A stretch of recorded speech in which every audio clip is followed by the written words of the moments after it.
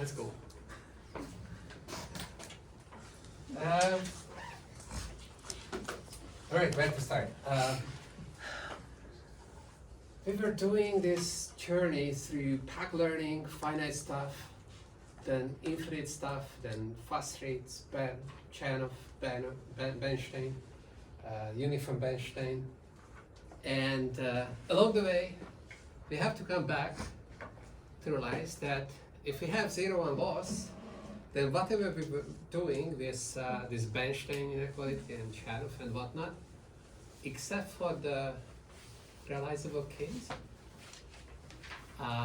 oh yeah, it's like, except for like some really special cases, like that we were covering where you can construct this lower bracketing covered, we are in trouble. So one very simple case. So we could do the thresholding and like one denial and whatnot. One very simple case is just linear classification. So what's linear classification? So you have the Euclidean space, that's your input space. Should go garbage. Okay. So that's your input. That's your label space.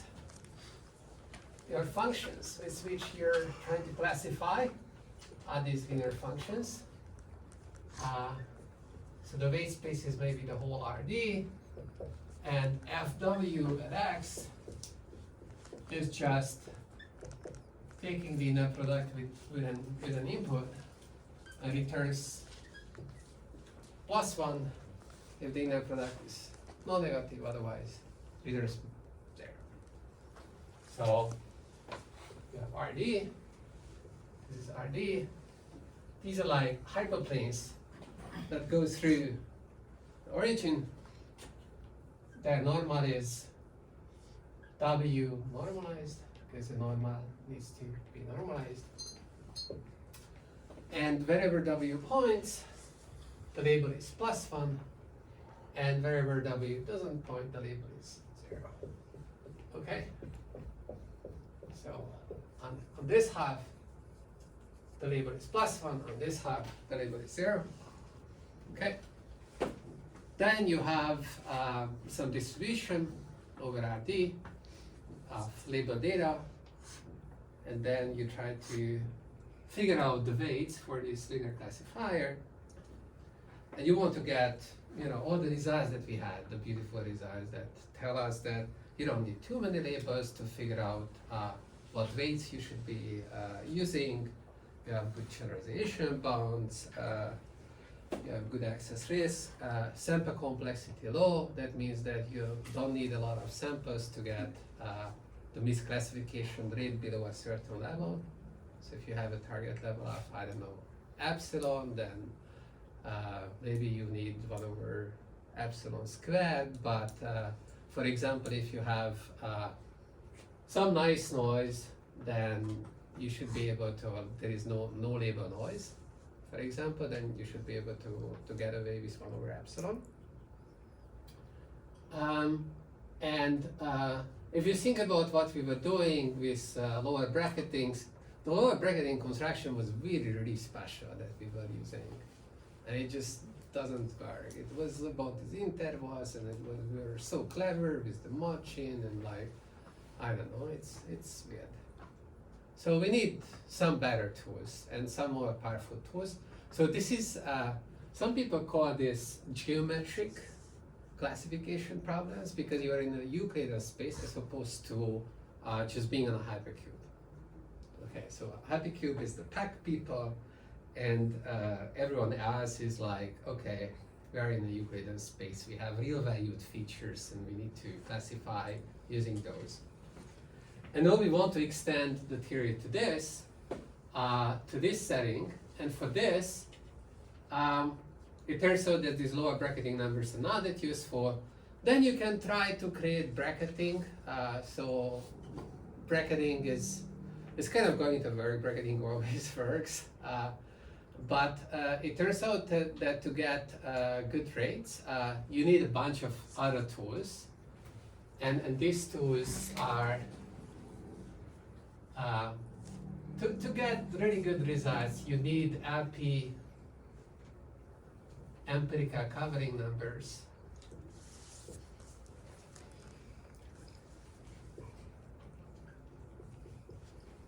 We're going to cover those, and you need a tool, but you need uniform entropy that is derived from this empirical covering numbers. And you need it for L1, L1, and L infinity, the whole LP range. And you need a tool called symmetrization.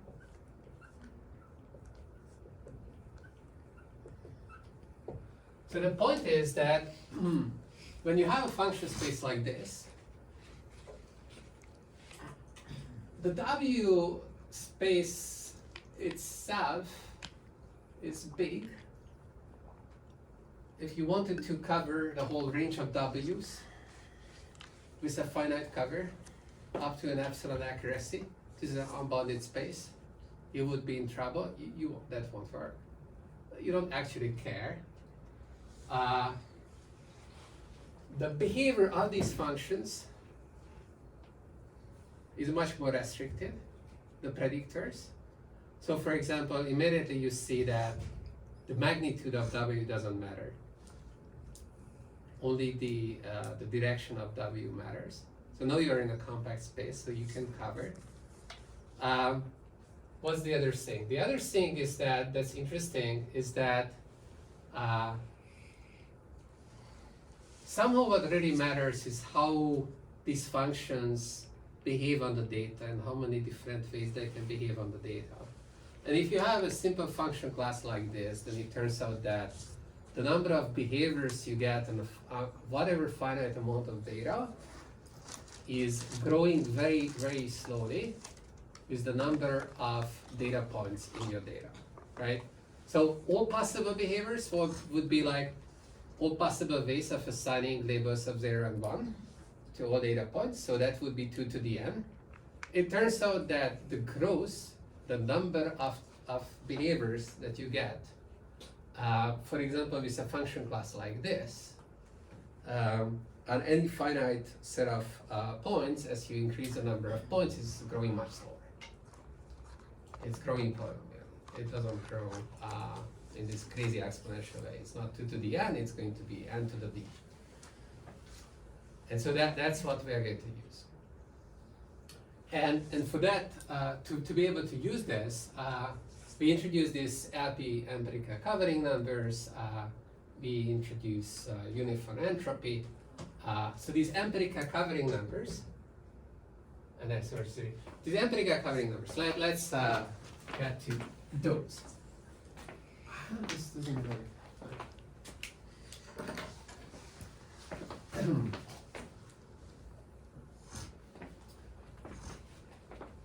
So these covering numbers, you can introduce them quite generally, and that's what people do in analysis.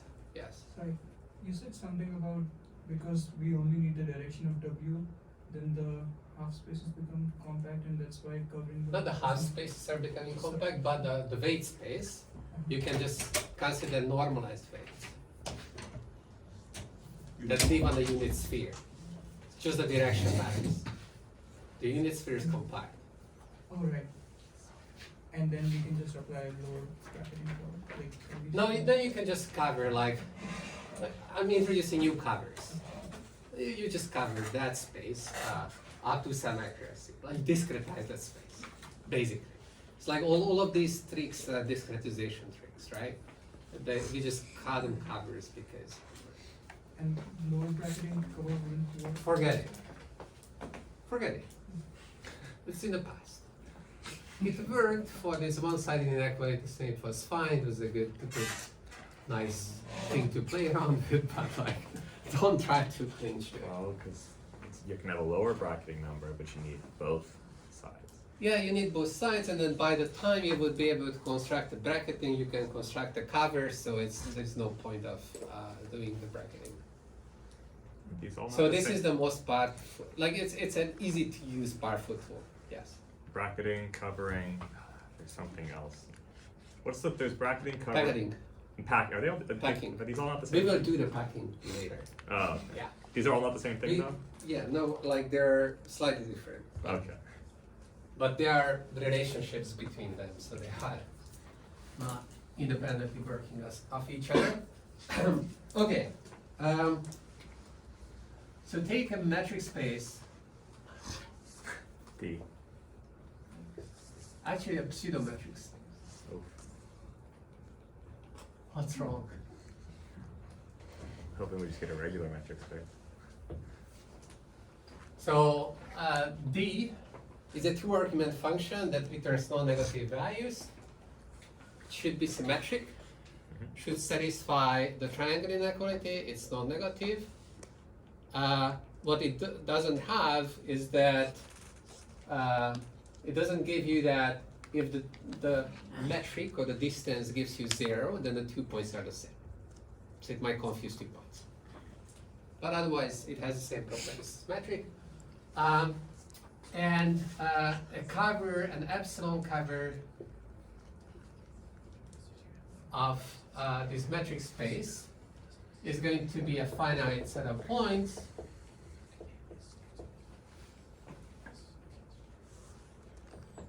if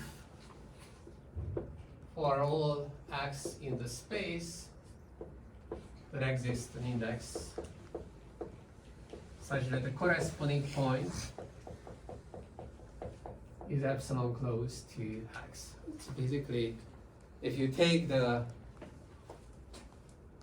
balls centered at xi, they cover the whole space. That's why it's called a cover. So it's I like. always think about that. Do you want a cover or do you want a packing? If I'm creating a sandwich or I'm asking for a sandwich, I want a cover. What? Like the sausage, the sausages that go on a bread need to cover the bread. Okay. I want a cover. The packing is like what my mom wants. She puts the sausages such that, well, you can't. I can't complain that I would be able to squeeze in one more sausage, but they just barely, like that. Like there's no place for one more piece of If I had a sausage. So it's box. a packing. If I had a box, Yeah. would a covering just be like? I somehow you can't see any of the cardboard in the box as it covered. Yeah. Okay, and the packing would be I cannot fill the box anymore. Right. Like no squeezing in new stuff. Yeah, right? okay. Like no new ball can go there. Yeah, Right. The So sandwich. makes sandwiches sense. is really easy. To Yeah, do, yeah, that's what I right? It's thought. like, Yeah. It's you easy. want to cover. Yeah. Yeah. Okay. I can't really cover a sandwich. No. The covers can go outside the sandwich. Yeah. You just need to make sure that the surface Okay. area of the sandwich. Okay. So this is a general, and the covering number is the smallest n such that the cover exists, and the logarithm of the covering number is called the metric entropy of the space, and like introduced by Kolmogorov back in the day. So if I had like a square, I could just draw a bunch of circles with radius epsilon, and that would cover the square, or no? What? If I had a square, Yeah. Sure. and I wanted to cover the square, I could just draw a bunch What of metric are we using? two. To north? Yeah, Yes. I could just draw a bunch of circles with radius epsilon, and they would cover this. Well, if you put enough centers. Yes, then yeah. yes. Yeah, like if you have a square-like sandwich, then your sausages Yes. can cover. Oh, Like a yeah, sandwich then is a I need kind an of extra, box, right? right? But A sandwich is a kind of box. it It's is. just a box that's open on all That's right. 4 sides. Okay. Okay. I view the sandwich as just like a two-dimensional box. Anyways, alright, so we are covering our function spaces here, and the empirical cover will be with respect to empirical metrics, or like we call them empirical metrics. So what are our function spaces? We typically cover the loss space, so they look like this. Right? So there is a domain Z, and you take a subset of this space. That's your G, that's your one space. And then if you take a sequence of points Z1 to Zn, that's in Z to the power of n, then the LP metric with respect to this space for the LP metric is defined as so if you have a function f, okay, g, I guess g, in this set, then its empirical norm at these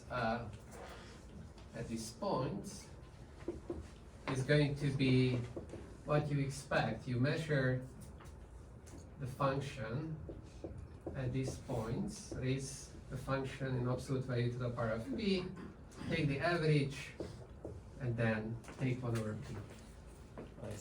Is there a difference between the subscript and superscript? Subscript? For LP? Huh? Is it L sub P or yeah, L like super? L sub P or S. Yeah, I don't know. There is no intended difference. Okay. All right. So this is the LP, and this creates a metric, and then you can cover with this metric, and that gives you this covering number, the NP epsilon G Z1n is the smallest, and well, if I introduce the covering number here, then okay, doesn't matter. Smallest n such that there exists G1, and here these points, like as opposed to the lower bracket, these are in the space, in X, because otherwise the pseudometric cannot even compare them. So G1 to Gn is in N, is an epsilon cover of G with respect to when you take G, the distance between G1 and G2, and you define it to be G1 minus G2 and measured in this empirical norm. Okay, so that's your definition for the LP empirical covering number, and the uniform cover at cardinality n is going to be the supreme over all possible sequences Z1, Zn.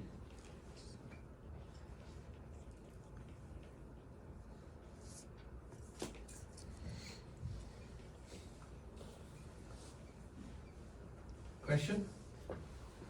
Does Sorry. X have to be finite? No, there was nothing finite. So you can have an epsilon cover where n is finite of an infinite set X. What?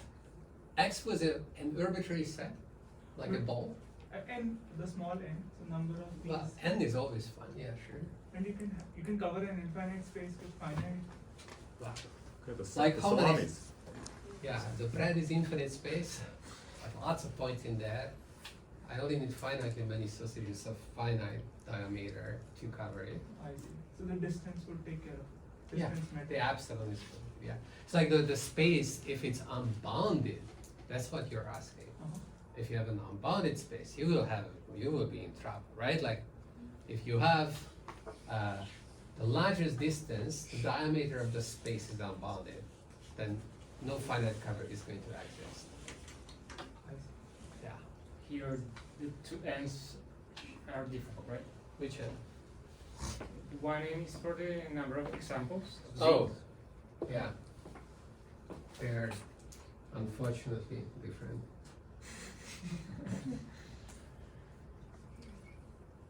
Okay. Yeah, so here there's an N, and here there's an M. Is P allowed to be infinity? Huh? Is P allowed to be We allow P to be infinity. If you take P to infinity, then you take the max norm. Yeah. Okay. So when x is r to the d, then like unbounded. X is what? When R x, to D? yeah, then we can't use this, right? You can't. I mean, you can, but you get infinite and vacuous answers. Yeah. So boundedness of the space is going to be necessary to get non-trivial results. So boundedness is like have to be compact and closed type of thing. The closeness was not used. Okay, sure. Boundedness was used. Okay. In all our applications, like you go there and then you realize that, oh, like I can normalize W, and then oh, you're bounded, you're good. Okay. So because of the relationship between LP norms, you know, the LP is smaller than LQ, where P is smaller than or equal to Q. The empirical covering numbers behave the same way. If I increase the P index, I get some bigger number.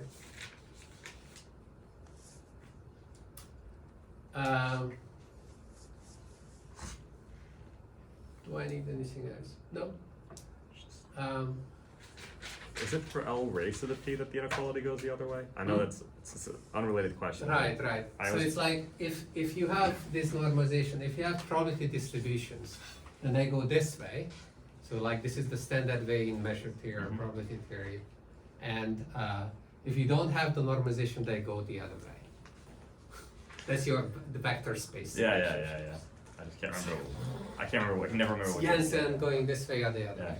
As long as the measure of the whole space is finite, it goes that way, right? It goes this way, right? I don't know, because if you're not normalizing with, the weights are not summing to 1, Oh, I see. then Janssen cannot be used. It's going the other way, I think. Yeah, vector spaces go the other way. Oh yeah, you mean So like you which sum up, norm is the smallest? yeah. Infinity norm. You sum up two things, it's greater than max. Yeah. Okay.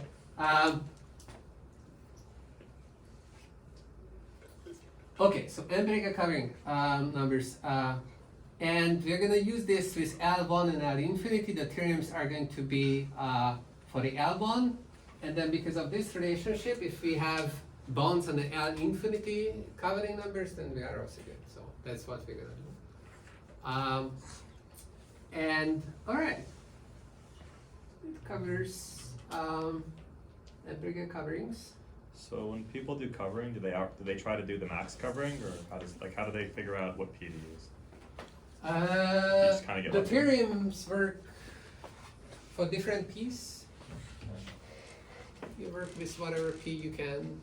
We start with P equals 1 and we upgrade to P equals 2 for big spaces. For small spaces, P equals 1 is easy and works. For big spaces, P equals 1 doesn't work, give you suboptimal results.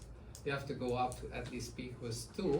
You probably don't I don't actually know. I'm guessing that you can go higher, but it doesn't buy you anything because you get optimal rates already at P equals 2. It's like some subtle issues are Yeah, lurking. I've always heard of 1, 2, and infinity, so it's like, why does no one look at 4? Yeah.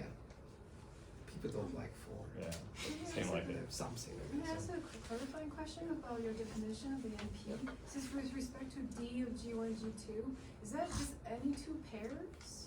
Yeah. Oh, okay. That's a definition of D. Yeah.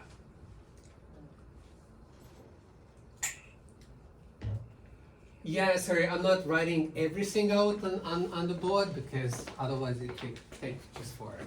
Oh, sorry. What was the reason why you brought up the inequality again? Huh? What was the reason why you brought up the inequality? What I did? What? Yeah, Did we why say you- inequality?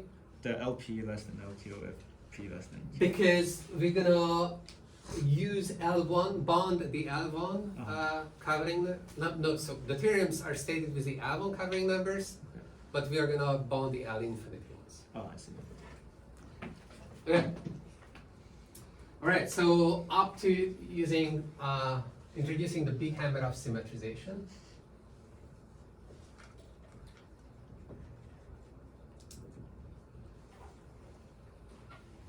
So this is a tool that was developed by many people that allows you to use these empirical covering numbers, basically, and it's kind of a cool tool.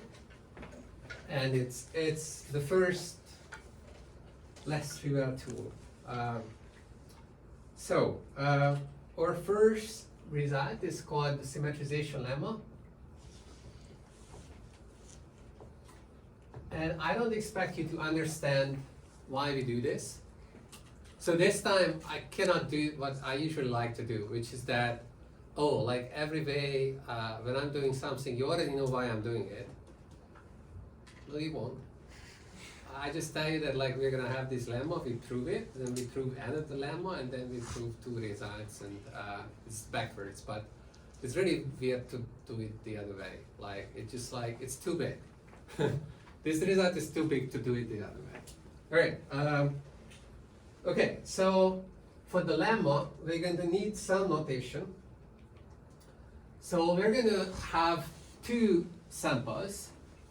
So we have the usual sample Z1n. So it's like as usual, we have this space Z, and we have a probability measure on this space.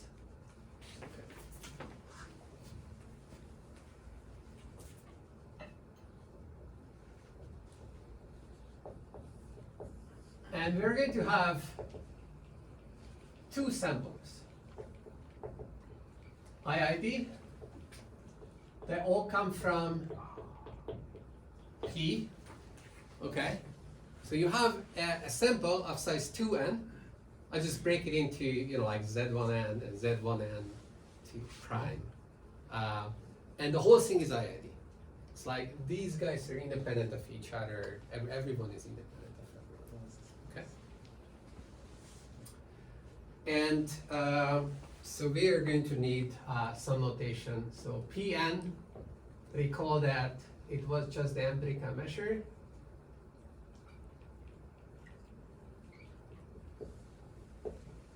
We're going to have its pair, the Pn prime, which is the empirical measure associated with the shadow sample. This is a shadow. It's happening with the proof. At the end of the day, we are gonna introduce and then like eliminate it in the final step. But it's going to happen. And in addition to this, we're going to need some other empirical measures where we are setting the signs for each of the Diracs in some arbitrary way. So we take an element of the n-dimensional hypercube, so it's just signs, and then we create this signed empirical measure.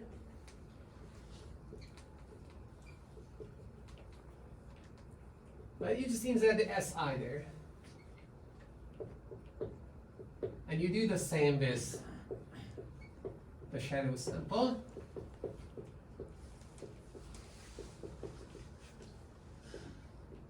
It's just another sample that's taken from the same distribution.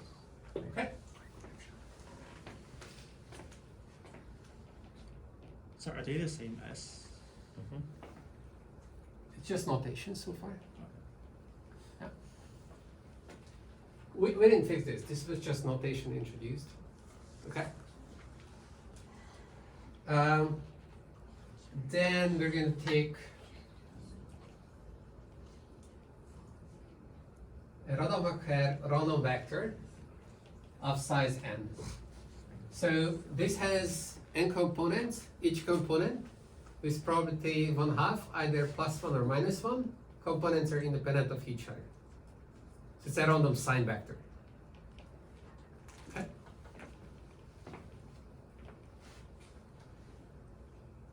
Now, okay, and we have we're gonna have two functions. Even stating this thing is like gorgeous. Okay, so we have one function space which used to be G, but I don't know, like for some reason Tom decided that it's time to mix up things, so or G is no F, and like okay, I don't want to mess it with too much, so sorry. Or G is no F, or F is gone. Like we're so used to lost spaces. Okay, anyways, so there is one function that goes from S cross Zn to R, and there is another function that goes from S cross Z2n to R,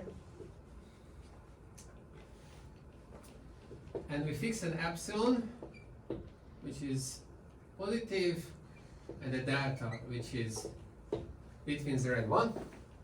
And now we're going to state, we have the notation, we are going to state some assumptions. Okay, so assume the following.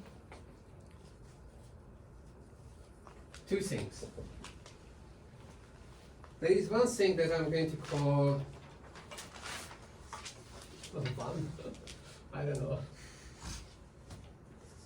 assumption 1, A1. It's a uniform assumption, so I want to call it uniform, but then I don't know what to call the other one. Non-uniform. It's like U. Okay, I call it U. Assumption U. It was a hard decision. It says with probability 1 minus delta, for every F in your class, if you take the measure underlying sample Z, where the signs are chosen randomly according to this Rademacher sign, okay? And then you take the sign average of the function that you're considering. It's upper bounded by psi applied to F and Z1n plus epsilon. It's called a uniform assumption because these hold simultaneously for every F, like with probability 1 minus that, right? So there is this event, which is a big event, and at that event you choose whatever F, this inequality holds. It's uniform in F. So then there is the non-uniform assumption, but I don't have a better name. So here, these two things are flipped. So here it says that for every F, and it also says, okay, it's going to be like pointwise. You take a sequence of lengths 2n, for every sequence, Z1, 1, 2n, of lengths 2n in Z. Right. Proof is going to go like, you not change this inequality, so you look here and you want to upper bound what you see here. So you take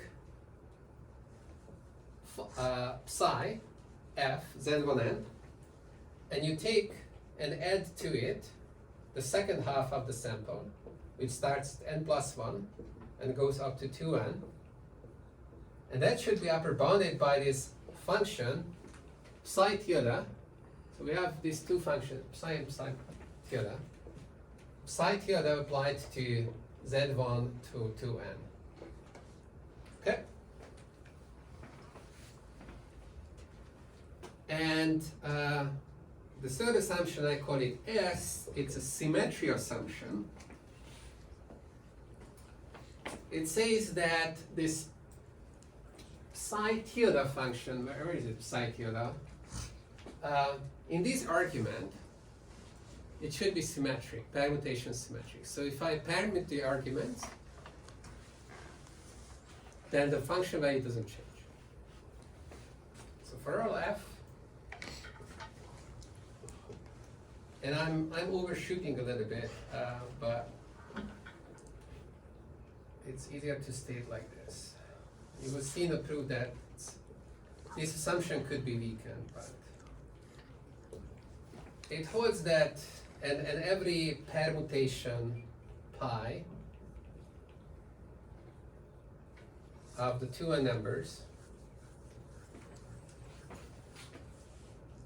it has to hold that psi theta phi z1 to n is equal to psi theta f z, and here you are permuting the indices according to pi. So this notation, if you want to write it out,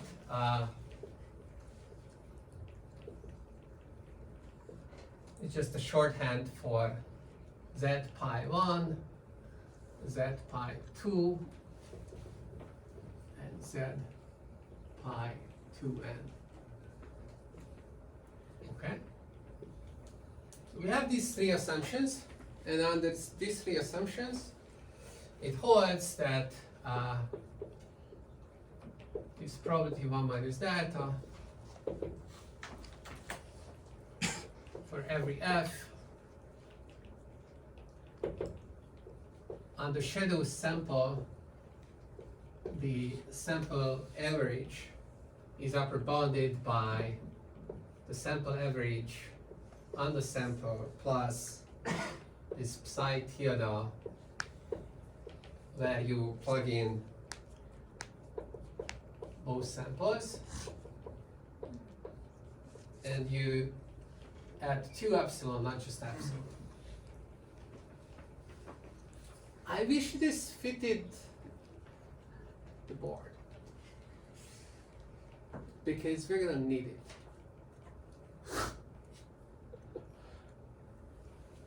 I guess I will remove this, and then we can just like keep this back. Okay. It's hard to understand why are we doing this. It looks like it's either trivial or it's too complicated. It's like, why are we doing this? It's hard to see. We are doing this because it's useful later on, but okay, let's prove it. What are we trying to symmetrize? So what is the symmetrization? In the proof, you will see what symmetrization is really. See, here it's like, okay, so you see that there is some permutation invariance happening there. So it's like there is some symmetry there, but there is also like there is one sample replaced with another sample. You're saying that this assumption can be weakened, so we don't even need this assumption. The weakening is not much weaker. It's like you can restrict to permutations that are swapping between just here and there, like the identical positions. So the Zi is swapped with Zi prime.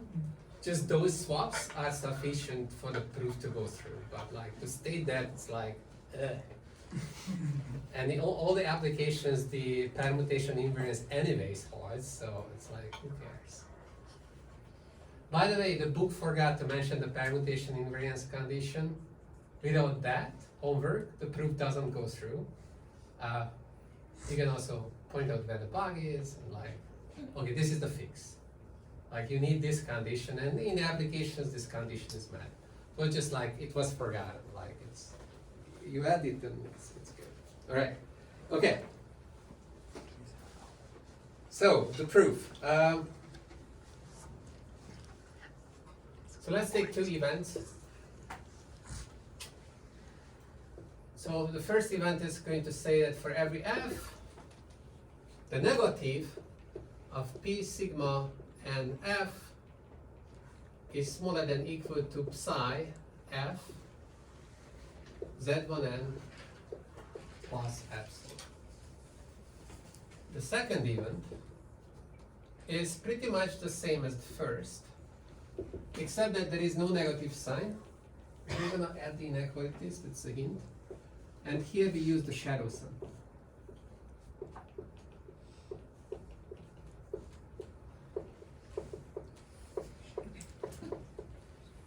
Okay? Defining these two events. The event of interest is going to be the intersection of these two events.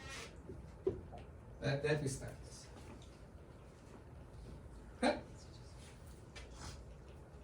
So far so good. Clearly, union bound, the probability that this even holds is at least 1 minus 2 that, right? Because if you take the complementer of the even, then complementer of this is the union of the complementer of these two, and the probability of the complementer is upper bounded by the sum of the probabilities of the complementers. The probability of the complementer of this is at most data. Why? This is where we use the U assumption. Okay, so this is by assumption U. Okay. So that holds for both. I know you wonder about, okay, but I have a negative sign and Chava didn't write a negative sign here, but that's a random sign, so it doesn't matter. Mm-hmm. You can write a negative. Has the same distribution. Okay. Okay. So clearly, it also holds that if you are on this event, if you are on epsilon theta, then for every f, this inequality holds, and for every f, this inequality holds. So for every f, you can sum the two inequalities to get something new.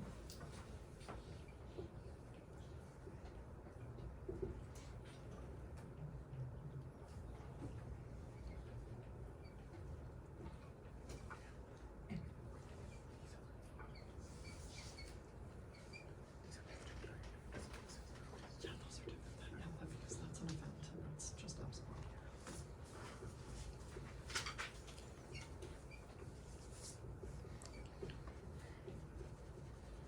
Okay.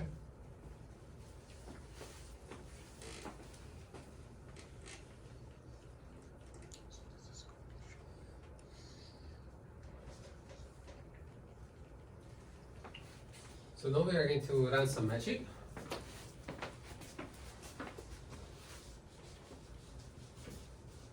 And finish the proof by saying that, well, let's introduce this set, this event. So take a fixed sign vector of size n, and let epsilon s be the event that psn prime f minus o for every f. It's kind of the same as what I wrote above or below previously, except that the sigma is replaced with an s.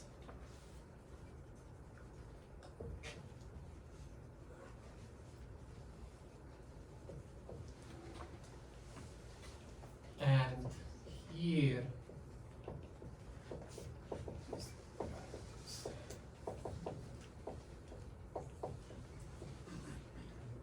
okay.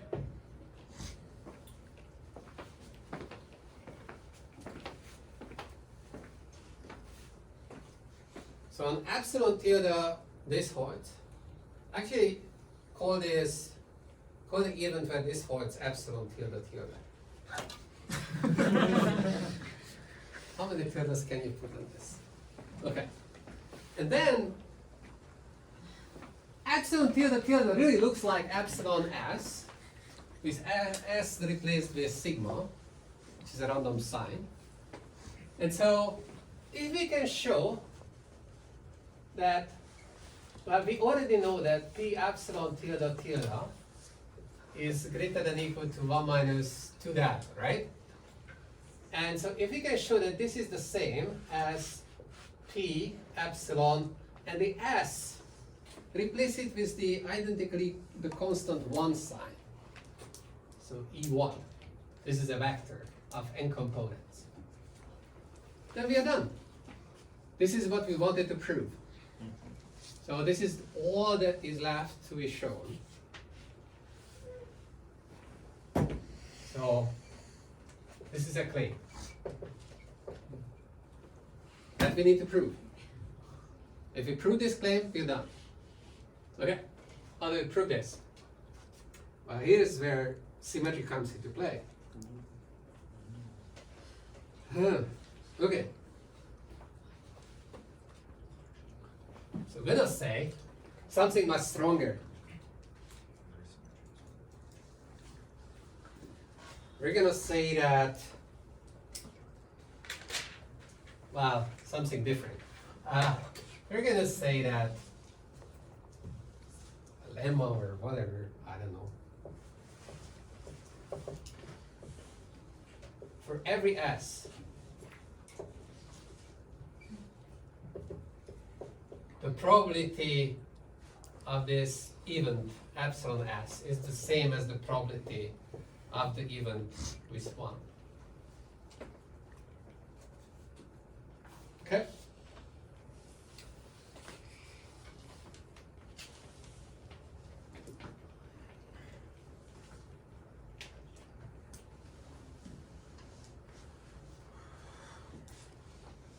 And then this suffices, right? Because then what do you do? So how do you show the claim?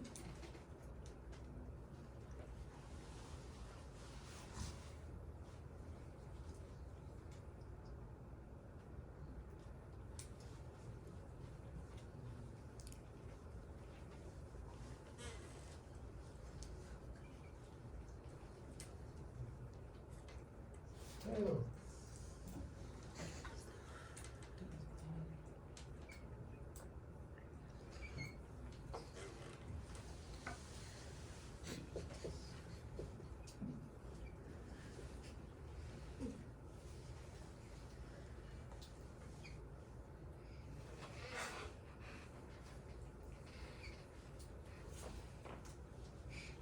No.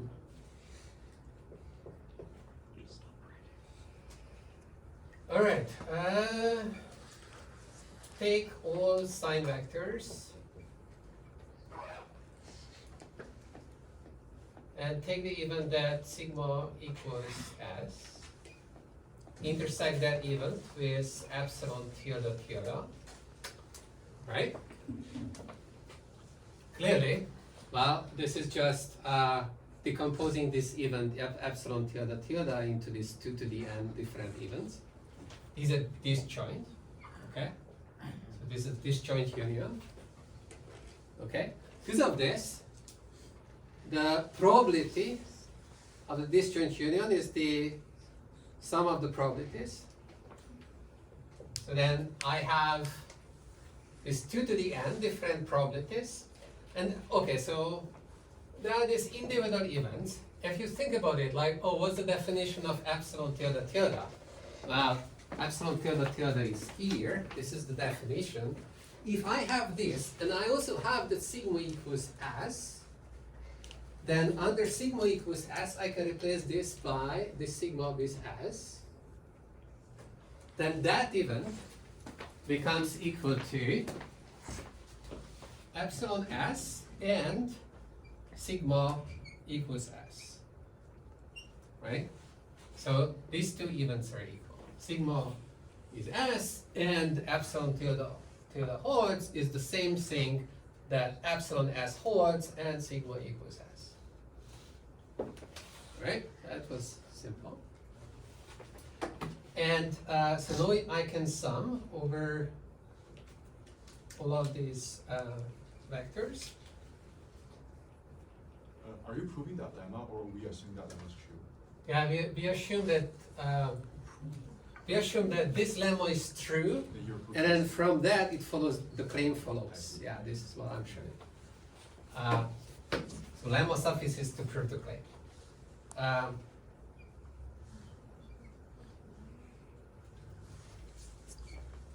Alright. So now we can use that sigma and the z's are independent of each other. Did I say that? I didn't. I should have. I think kind of was implicit, but like whenever you state these random variables, you have to say, well, if you need independence. So here I need to state that sigma is independent of all of these random variables, right? Of the z's. If they are independent, then the probability of the intersection of these two events is the product of their probabilities. Okay? So this guy here is the probability of ES times the probability that sigma equals S. So probability sigma equals S is just 1 over 2n because it's uniform distribution over all possible signs. And if all of these guys are the same and they are equal to PE1, then I can replace all of these guys with PE1. I have 2 of the n, 1 over 2 to the n, times PE1, so that's just PE1. This is the probability of E1.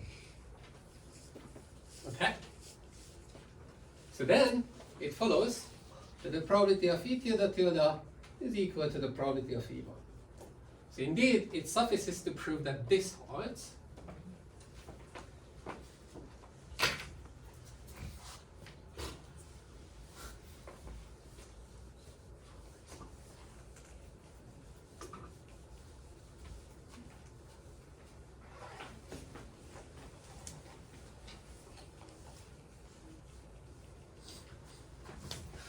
All right. So it remains to show the proof. So this was proof of claim.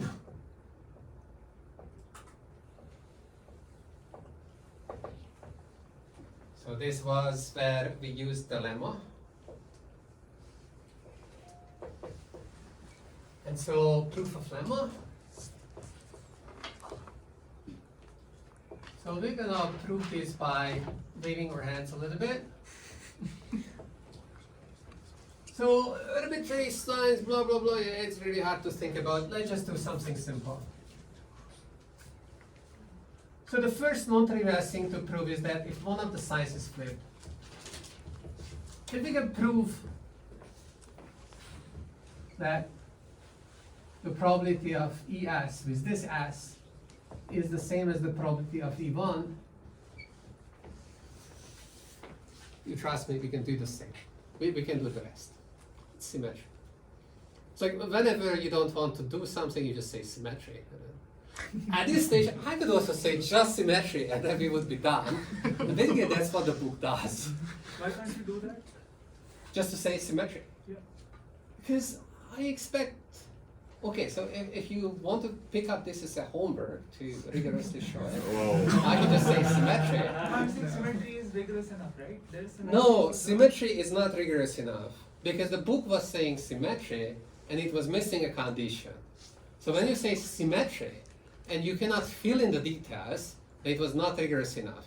If you say symmetry and you're confident you know how to fill in the details, then it was rigorous enough. So now I'm going to fill in the details because we didn't use some conditions. So this is where things go wrong, right? Like if I say at this stage symmetry, then I was not like, okay, I use this, when did I use this? I used it here and you, right? And the third condition was not used. So if at this stage I say symmetry, it's obvious symmetry. Nope. This condition was not used. Why do we need that condition? Actually, we need. An actual homework can be that without that condition, it doesn't work. Okay. Anyways, so you like, huh? Small nitpick.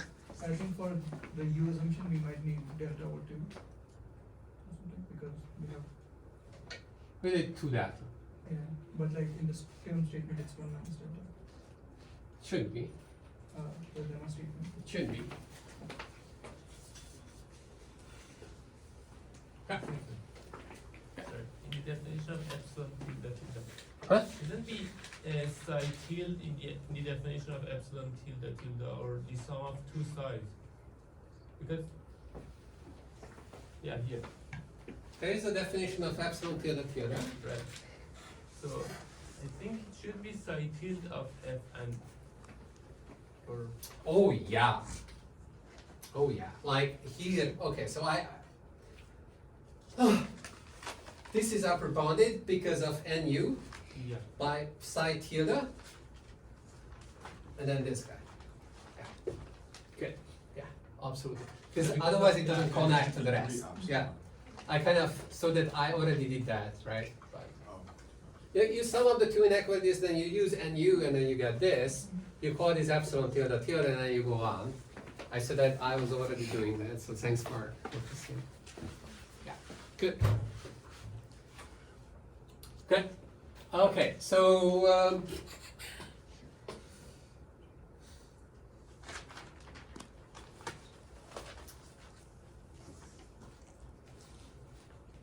so how does this look like? If you're flipping only one sign, so that is, on the one hand, there is E1, and on the other hand, there is ES. What is the difference between the two? The left-hand side, there is this inequalities, right? Like all these inequalities, or like all these inequalities, maybe just stick to here, because we have the S. Everything is the same, except the very first term. The very first term in 1 is like fz1 prime minus fz1, and then z2 and like all the other chunk on the other side. And the other one is fz1 because s is minus 1, then it fz1 minus fz minus 1. So when s is minus 1, 1, 1, then the epsilon s is like for all f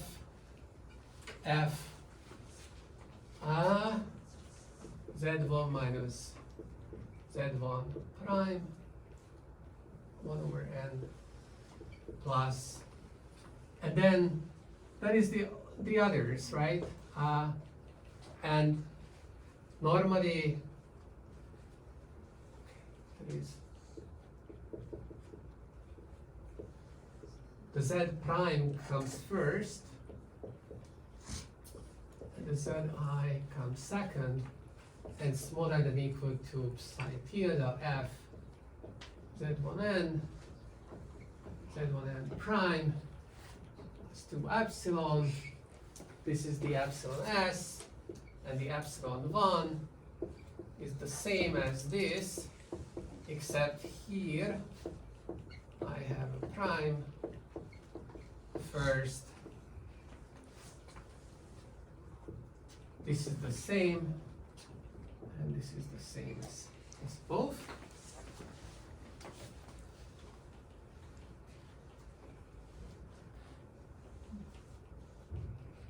What's the difference between epsilon s and epsilon 1 here? Epsilon s, here you have z1 prime, here it's the other way around. That's the only difference. The signs are doing this flipping. Okay? And now we want to claim that the probability of these two things are the same. So this has the following form. You have some function that takes this argument z and z prime. I'm going to call this z, and this is z prime. Okay? And on one hand,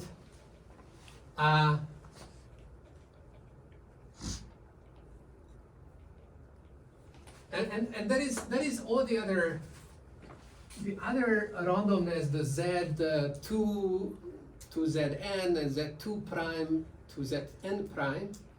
Those are all other random variables. Okay, but there is some other random variable, so that depends on z2n and z2n prime. So like just that random variable. Okay, so it's like this here is this function. U is this function. Right? This is the first argument, this is the second argument, and R is this argument, and like like this whole thing combines the whole thing, and like that's U. And then I call this V, and this is going to be, okay, there is an F2. And this depends on Z and Z prime and R as well. So this is your V and F. So for all F. So this inequality takes this form, with appropriately introducing U and V. Okay? Maybe, okay, I keep Z1. Because otherwise you're lost. V depends on epsilon as well. Huh? V depends on epsilon as well. Yeah, like all the right, the whole right hand side is V. Yeah. Okay, and you want to know what's the probability of. So you want to, so with this, you want to state that these two things have the same probability. So for all F, U, Z1 prime are F smaller than or equal to V, Z1 prime are F.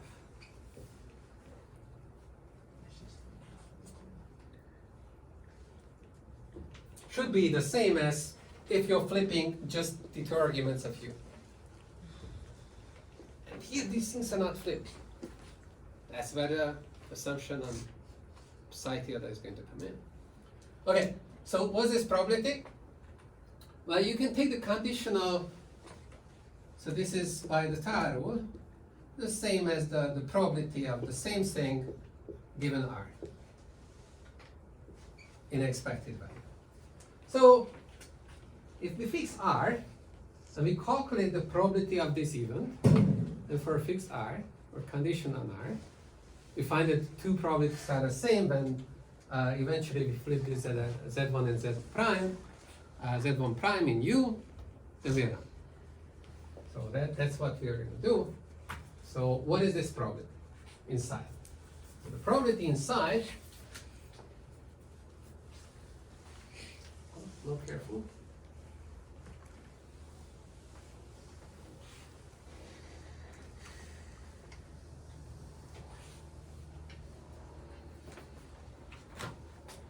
The probability inside is for all F U Z1 prime R is equal to V Z1 prime R F left of the F there, F is there, okay? So this is the integral of Z1, okay, so do it step by step. So you can take the joint distribution over Z1 and Z1 prime given R.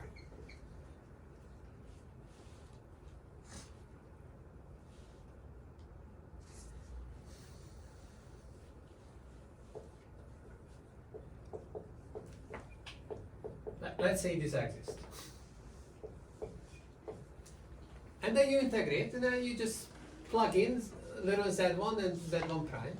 So this is the integral over Z squared.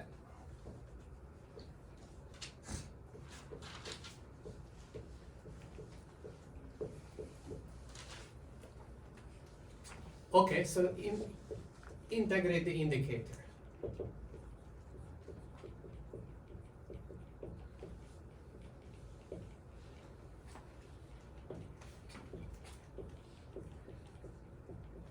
So it's a condition on ours, the Yeah. probability. Yeah. At the top, very top. Is this supposed Oh, to this should be condition. Yeah, this is the conditional probability. So you just try the conditional probability measure, integrate with respect to that.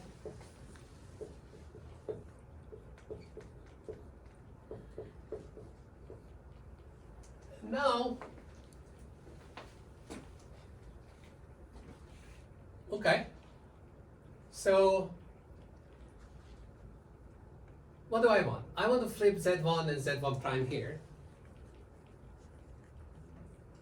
Right?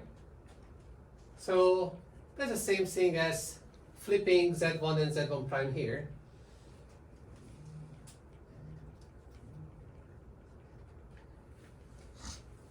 Right?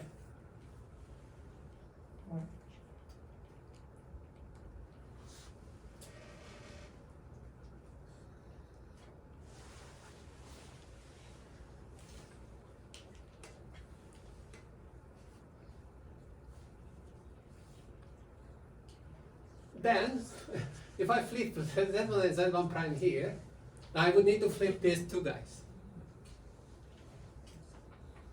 I can do that. So, I mean, okay.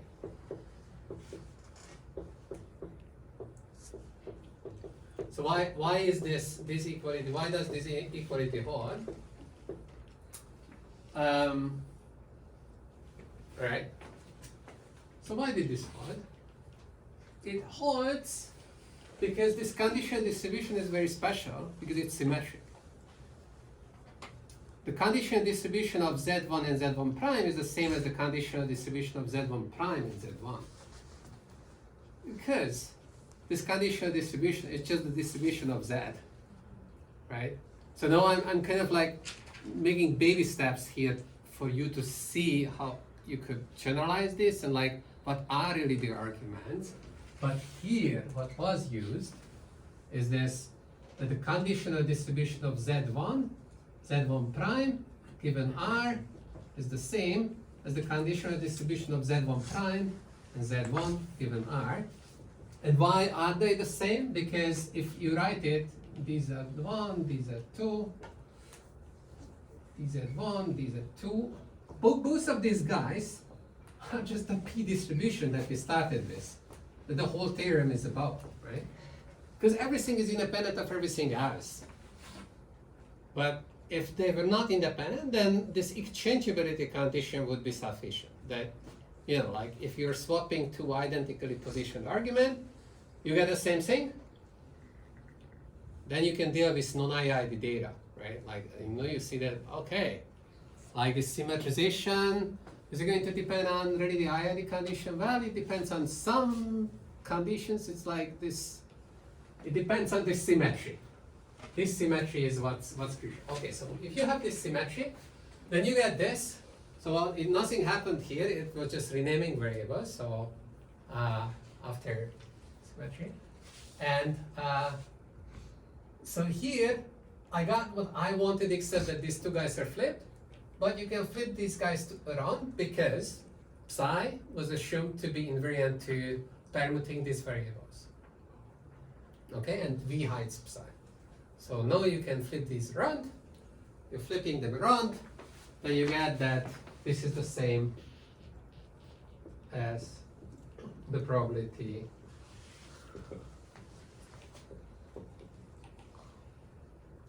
of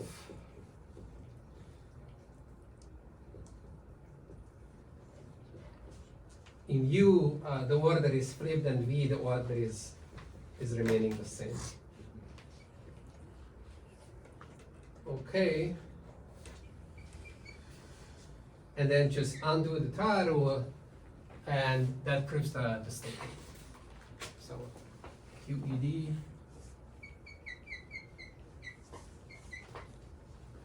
Symmetrization lemma is done.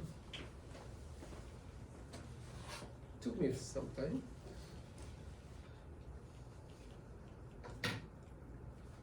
Sorry, can you explain the non-IID part again? Like why it's symmetry is enough?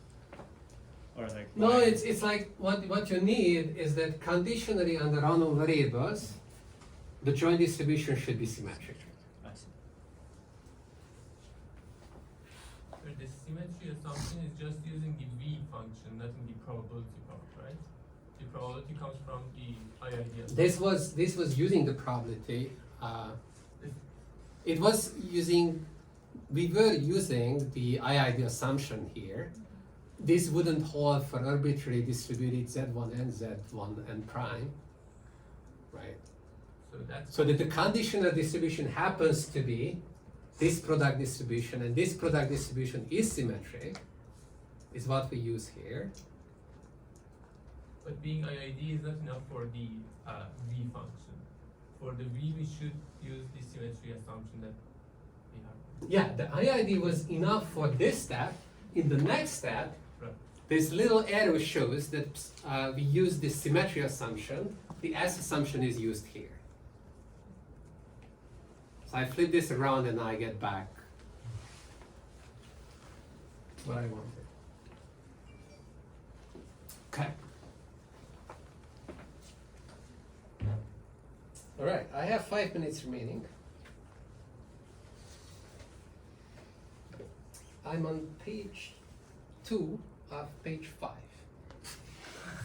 Is this going to happen today? Probably not. Somewhat unlike. Hmm? A little bit unlike. Yes. You're gonna inspire us about the last 3 pages. That's right. Yeah. The hype of Yeah. exactly. I don't know. Yeah. Like there's a lot more to come. But the good news is that then I don't have to prepare for Thursday. But the bad news is that this is the first time we are starting to lag compared to what I thought was an impossible pace anyways. So is it good news or bad news? I don't know.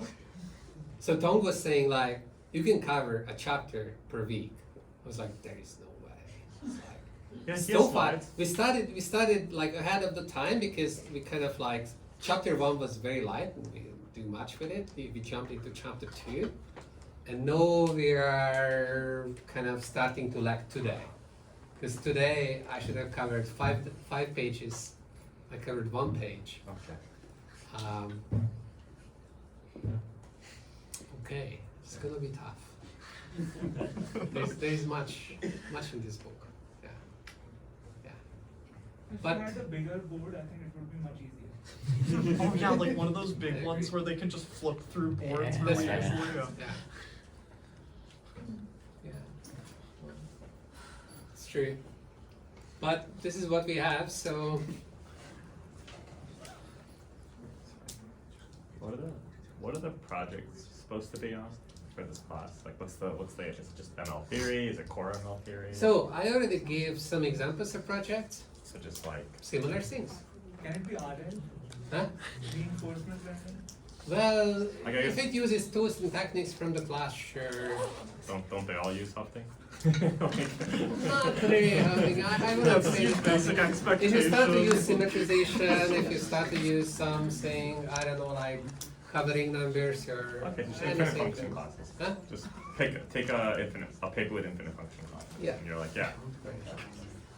Okay, but like in all actuality. I think that what I want you to do is to really go out of your way and then forget about RL and then think a little bit more about the supervised learning business for its Okay. own sake.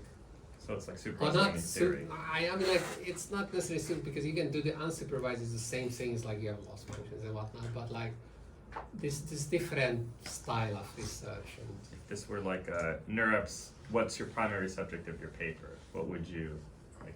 What, statistical learning theory? or bandits is just statistical learning.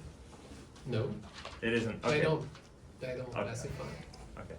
And the statistical learning theory people will be like, whoa, no bandits. What do you mean? It's not statistical learning theory. Yeah, it's not. Statistical modeling. Okay. Okay. Well, no. Okay. Yeah, it's like if you stray away a little bit from the materials, the materials is really extremely narrow compared to what exists out there. And there is so much to explore. So just go and explore. And then the only thing is that, like, yeah, give me some heads up about what you're picking because, I want you to pick something that's worthy of reading because you might end up reading a paper that says nothing. There are papers like that, so believe it or not. Or like we were talking about the other day, like it's just fancy math. Yeah, exactly. It's like, yeah, like there is danger out there. That- yeah. How do you know if it's like worth reading before reading? No, you can't really do that. Like, you have to read something about it, but there is a sampling process. So you don't have to fully read it to know whether it's worthwhile to read it, I think. Because you just like look at it and like, does it actually say something? Or just pretends to say something? I feel like if there's a lot of papers you like citing the same paper over and over again. That might mean something. That might mean, I'm not saying that it's a good paper. Right, it could mean that it was a buggy paper and Yeah. everyone is like, oh, to Like- fix this bug, like- you have to do this, or that. But like, But most of the time, it's a good, yeah. But there are also this new developments. So I was posting papers related to new developments where the tools are not much more advanced than what we are covering here. And yeah, it's like really fantastic that a couple of last years, people are proving results that like are really foundational in this subject, and you're like, oh, okay, this is really interesting. that's harder. To like find out if a new paper is good without Yeah. reading it. Right. Because Yeah. Paper If you came don't out. know the authors, Yeah. yeah, if You the could know paper the is authors. published at Quad, Stokes, Fox, mostly it's okay. Some papers are boring though, but so no guarantees. Yeah. Yeah, and then yeah, like it was really good posting to the project channel. Please do that, and I'm very happy to take a look, give you a preliminary opinion. I'm not trying to shut down anything. Don't get me wrong. It's just that I don't want you to have a bad experience that I read this paper and I didn't learn anything. Because there are lots of papers. Yeah. What? It's not funny. it's a little bit funny. Why is it funny? Because you know, he's like, here's a cool paper, and then someone presents it, and then after like